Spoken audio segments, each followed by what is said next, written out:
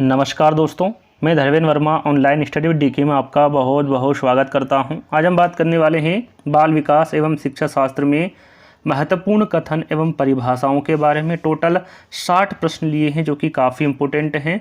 One liner है, ज़्यादा समय नहीं लगेगा, तो आपको बिल्कुल भी स्किप नहीं करना है, वीडियो को पूरा देखना है। जहाँ तक मुझे लगता है आप सभी को पता होगा कि कथन और परिभाषाएं एग्जाम में पूछी जाती है 1 या फिर 2 नंबर की, तो आपको बिल्कुल भी स्किप नहीं करना है, वीडियो को पूरा देखना है और अंत में हमें ज़रूर बताना है कि आज के वीडियो आपको कैसा लगा। अच्छा लगे तो लाइक करना है, शेयर करना है और चैनल को सब्सक्राइब कर लेना है। साथ ही साथ अभी तक आपने हमारे सेकंड चैनल मेरा घर मेरा स्कूल को भी सब्सक्राइब नहीं किया है तो लिंक डिस्क्रिप्शन में है, जाकर सब्सक्राइब कर लीजिएगा। वहाँ पर आपको कक्षा 5 से लगाकर कक्षा 12 तक जितनी भी एनसीईआरटी बुक है उन सभी का सोल्यूशन आपको वहाँ पर देखने को मिल जाएगा, तो एक बार चेकआउट जरूर कर लीजिएगा। तो चलिए शुरू करते हैं। पहला प्रश्न है, बुद्धि लब्धि का आविष्कार किसने किया था। यहाँ पर देखिए 1 से 2 प्रश्न ऐसे होते हैं जिसमें कन्फ्यूजन पैदा होता है और वो पूछे ही जाते हैं, काफ़ी इंपॉर्टेंट हैं। जैसे कि बुद्धि लब्धि का आविष्कार किसने किया था, सर्वप्रथम बुद्धि लब्धि का सूत्र किसने दिया था और सर्वप्रथम बुद्धि शब्द का प्रयोग किसने किया था। ये 2 से 3 प्रश्न ऐसे होते हैं जो दिखते तो एक जैसे हैं लेकिन उनका आंसर अलग अलग होता है। यदि एग्जाम में पूछे कि बुद्धि लब्धि का आविष्कार किसने किया था तो ये किया था टर्मन ने। लेकिन यदि एग्जाम में पूछे कि सर्वप्रथम बुद्धि लब्धि का सूत्र किसने दिया था तो ये दिया था स्टर्न और कुहलमान ने। कब दिया था? 1912 में। याद रखिएगा, स्टर्न और कुहलमान ने 1912 में सर्वप्रथम बुद्धि लब्धि का सूत्र दिया। साथ में प्रश्न पूछा जाता है कि सर्वप्रथम बुद्धि शब्द का प्रयोग किसने किया था। यदि सर्वप्रथम पूछे कि बुद्धि शब्द का प्रयोग किसने किया था तो ये गाल्टन ने किया था, फ्रांसीसी गाल्टन ने किया था। कब किया था? 1885 में। और ये कहाँ के रहने वाले थे तो ये इंग्लैंड के रहने वाले थे। तो ये 2-3 प्रश्न आपको अच्छे से याद कर लेना है। चलिए दूसरा प्रश्न है, 3 से 6 वर्ष तक का बच्चा अर्ध स्वप्न में रहता है, ये कथन किसका है। तो यहाँ पर आप देख सकते हैं ये थॉर्नडाइक का कथन है। इनका कहना है कि जो 3 से 6 वर्ष तक का बच्चा होता है वो अर्ध स्वप्न में ही रहता है। ये किसका कहना है? थॉर्नडाइक का कहना है। चलिए तीसरा प्रश्न है, बालक के संज्ञानात्मक विकास का सिद्धांत किसने दिया था। तो यहाँ पर आप देख सकते हैं ये जीन पियाजे के द्वारा दिया गया था। बालक के संज्ञानात्मक विकास का सिद्धांत। शैशवावस्था को सीखने का आदर्श काल कहा जाता है, यह कथन किसका है? काफ़ी इंपॉर्टेंट कथन है। शैशवावस्था को सीखने का आदर्श काल कहा जाता है, यह कथन वैलेंटाइन का है। चलिए 5वां प्रश्न है, बुद्धि को सामाजिक बुद्धि, स्थूल बुद्धि व अमूर्त बुद्धि के रूप में किसने विभाजित किया था। तो ये किया था थॉर्नडाइक ने। याद रखिएगा, इन्होंने बुद्धि को सामाजिक बुद्धि, स्थूल बुद्धि और अमूर्त बुद्धि के रूप में विभाजित किया था। किसने? थॉर्नडाइक ने।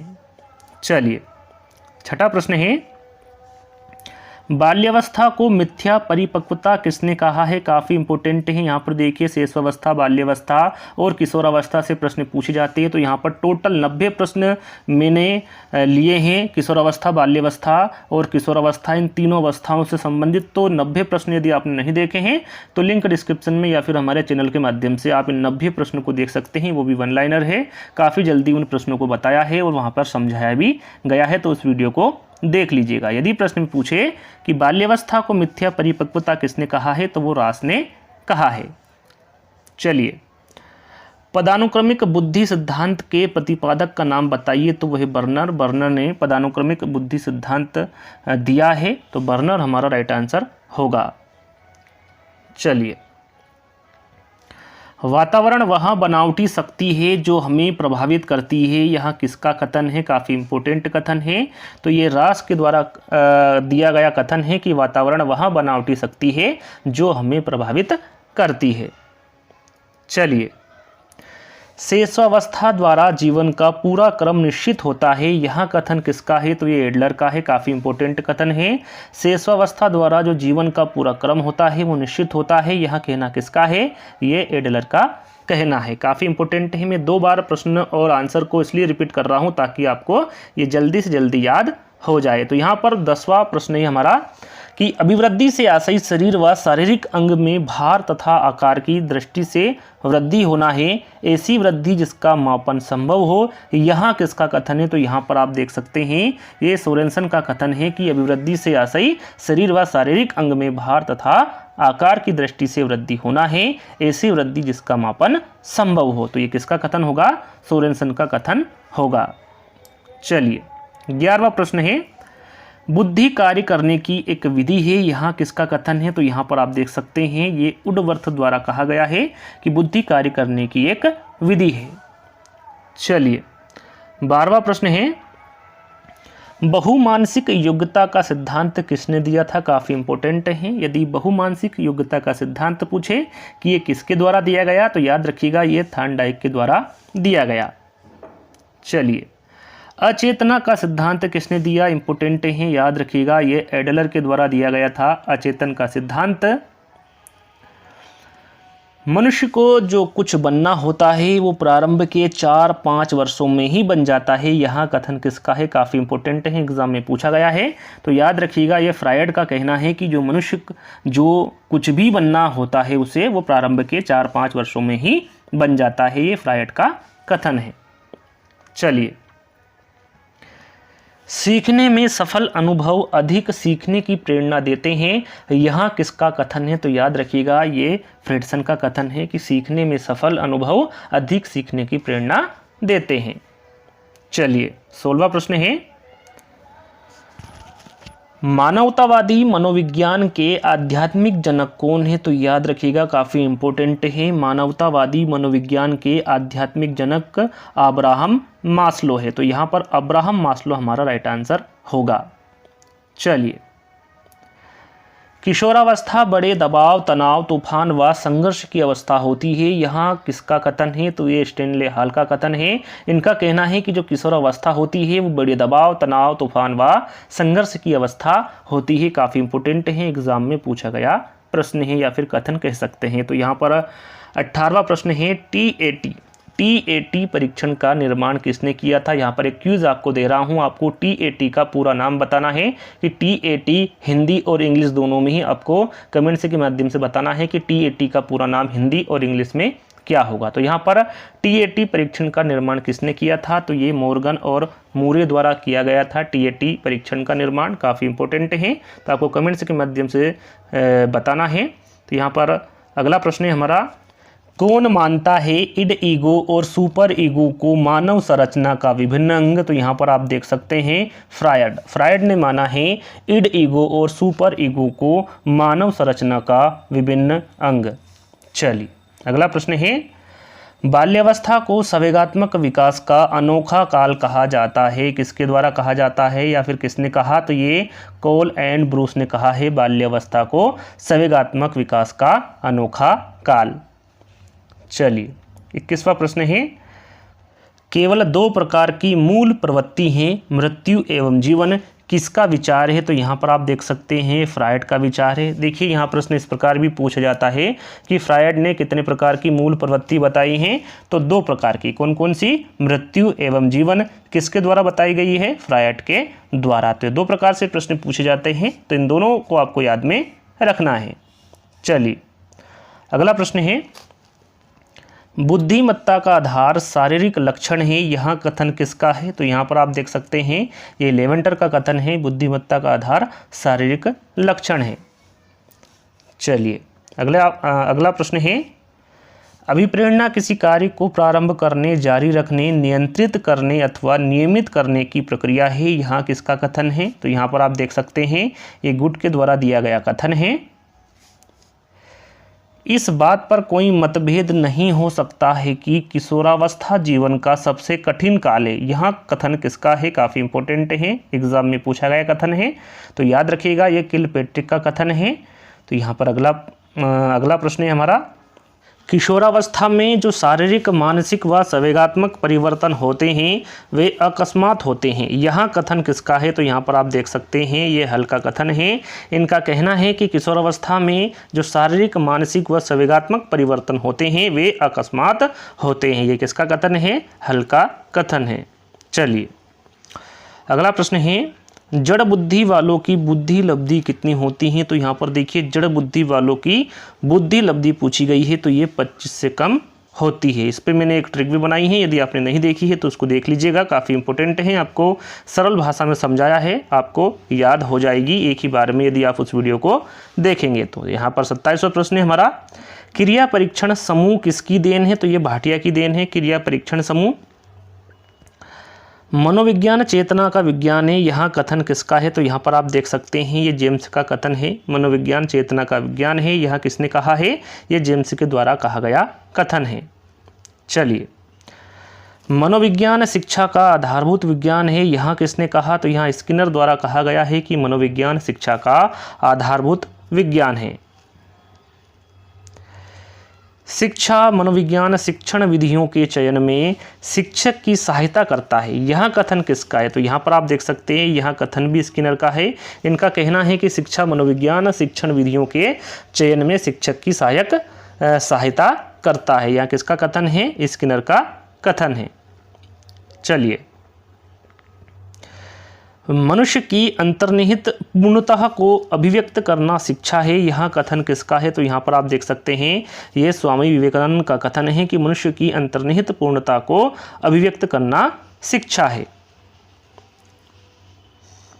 मनोविज्ञान व्यवहार का निश्चित विज्ञान है, यहाँ कथन किसका है? तो यहाँ पर आप देख सकते हैं ये वाटसन के द्वारा कहा गया या फिर वाटसन का कथन है कि मनोविज्ञान व्यवहार का निश्चित विज्ञान है। बुद्धि मॉडल की संरचना किसके द्वारा प्रस्तुत की गई है? तो यहाँ पर आप देख सकते हैं ये गिलफोर्ड के द्वारा प्रस्तुत की है। बुद्धि मॉडल की संरचना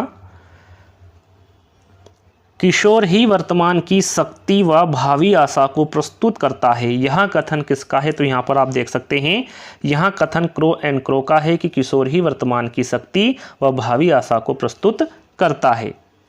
चलिए, अगला प्रश्न है, व्यवहार ही व्यक्तित्व है, यहाँ किसका कथन है? काफ़ी इंपॉर्टेंट है, व्यवहार ही व्यक्तित्व है, यह कथन किसका है? तो यहाँ पर आप देख सकते हैं ये वाटसन का कथन है कि व्यवहार ही व्यक्तित्व है।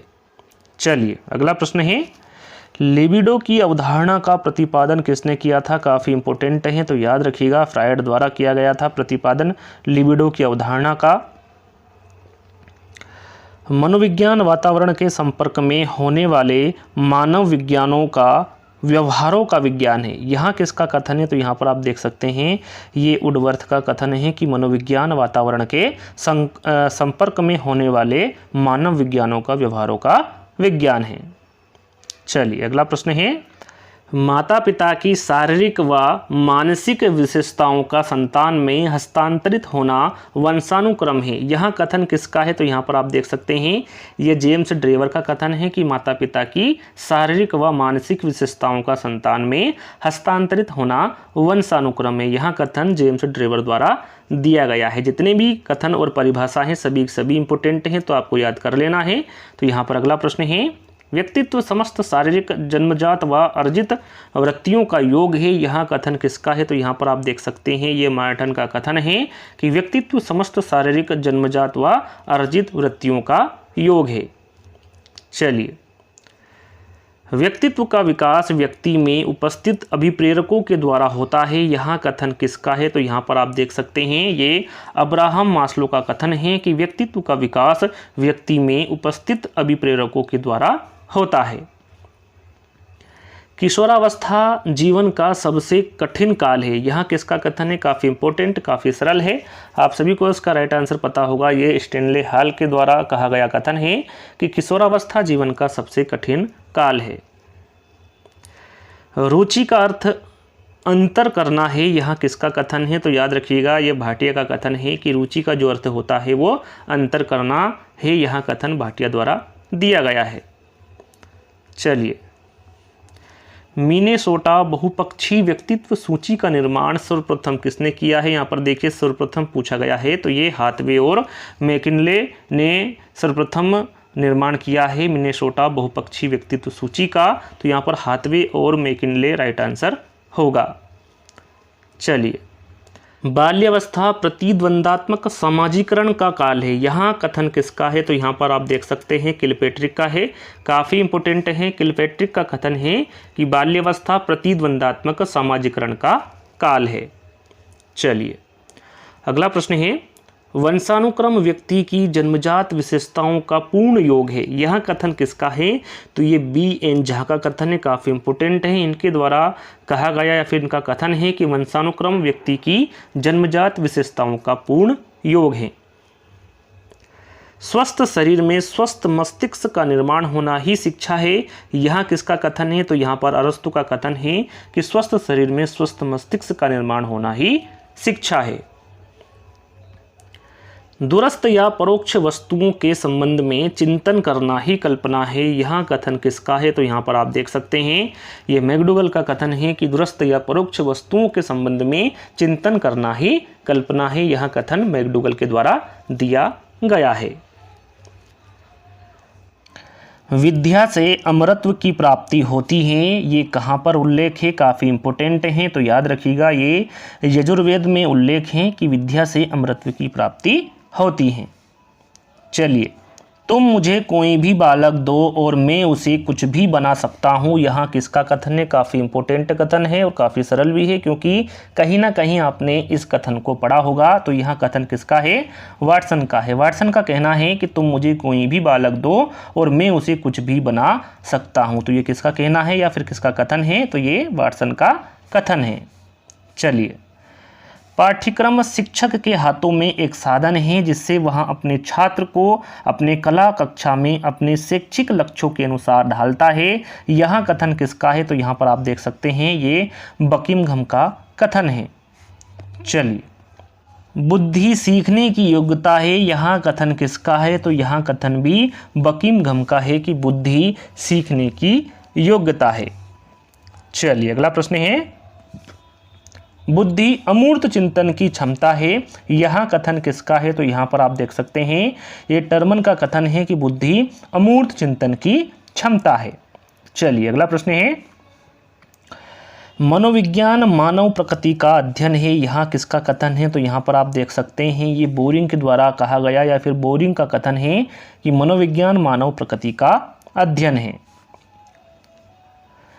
व्यक्तित्व व्यक्ति के व्यवहार की समग्र विशेषता है, यहाँ किसका कथन है? काफ़ी इंपॉर्टेंट कथन है, तो यहाँ पर आप देख सकते हैं ये वुडवर्थ का कथन है या फिर वुडवर्थ के द्वारा कहा गया है कि व्यक्तित्व व्यक्ति के व्यवहार की समग्र विशेषता है।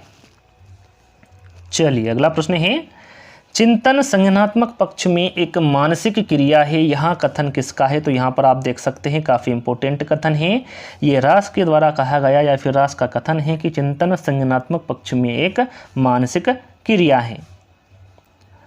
वातावरण में सब बाह्य तत्व आ जाते हैं जिन्होंने व्यक्ति को जीवन आरंभ करने के समय में प्रभावित किया है, यह कथन किसका है? तो यहाँ पर आप देख सकते हैं ये वुडवर्थ का कथन है या फिर वुडवर्थ द्वारा कहा गया है कि वातावरण में सब बाह्य तत्व आ जाते हैं जिन्होंने व्यक्ति को जीवन आरंभ करने के समय से प्रभावित किया है, यह कथन किसका है? तो ये वुडवर्थ का कथन है। अनुभव द्वारा व्यवहार परिवर्तन ही सीखना है, यह कथन किसका है? तो यहाँ पर आप देख सकते हैं काफ़ी इंपॉर्टेंट कथन है, ये गेट्स का कथन है कि अनुभव द्वारा व्यवहार परिवर्तन ही सीखना है। मनुष्य स्वतंत्र पैदा होता है किंतु वहाँ बाद में सब ओर से जंजीरों से बांध दिया जाता है, यह कथन किसका है? काफ़ी इंपॉर्टेंट कथन है, तो यहाँ पर आप देख सकते हैं ये रूसो के द्वारा कहा गया या फिर रूसो का कथन है कि मनुष्य स्वतंत्र पैदा होता है किंतु वहाँ बाद में सब ओर से जंजीरों से बांध दिया जाता है, यहाँ किसका कथन है? ये रूसो का कथन है। चलिए, तुम मुझे कोई भी बालक दो और मैं उसे कुछ भी बना सकता हूँ, यह कथन किसका है? थोड़ी देर पहले हमने बताया था कि ये वाटसन का कथन है, रिपीटेड प्रश्न है, काफ़ी इंपॉर्टेंट है। तो यहाँ पर देखिए अंतिम प्रश्न की ओर बढ़ेंगे। सर्वप्रथम बुद्धि लब्धि का सूत्र दिया, मैंने शुरू में ही इसका आंसर आपको बताया था, ये स्टर्न और कुहलमान ने दिया था। कब दिया था इसके बारे में आपको पहले ही बता चुका हूँ, तो आपको कमेंट्स के माध्यम से बताना है कि सर्वप्रथम बुद्धि लब्धि का जो सूत्र दिया था वो स्टर्न और कुहलमान ने दिया था, लेकिन कब दिया था ये मैं पहले ही प्रश्न में आपको बता चुका हूं, तो कमेंट के माध्यम से बताइएगा। तो आज के जो वीडियो है वो यहीं पर समाप्त होता है। आज का वीडियो आपको कैसा लगा आपको कमेंट्स के माध्यम से बताना है, अच्छा लगे तो लाइक करना है, शेयर करना है और चैनल को सब्सक्राइब कर लेना है। तो जल्दी ही दोस्तों एक नई वीडियो में मिलते हैं, जब तक के लिए धन्यवाद, जय हिंद।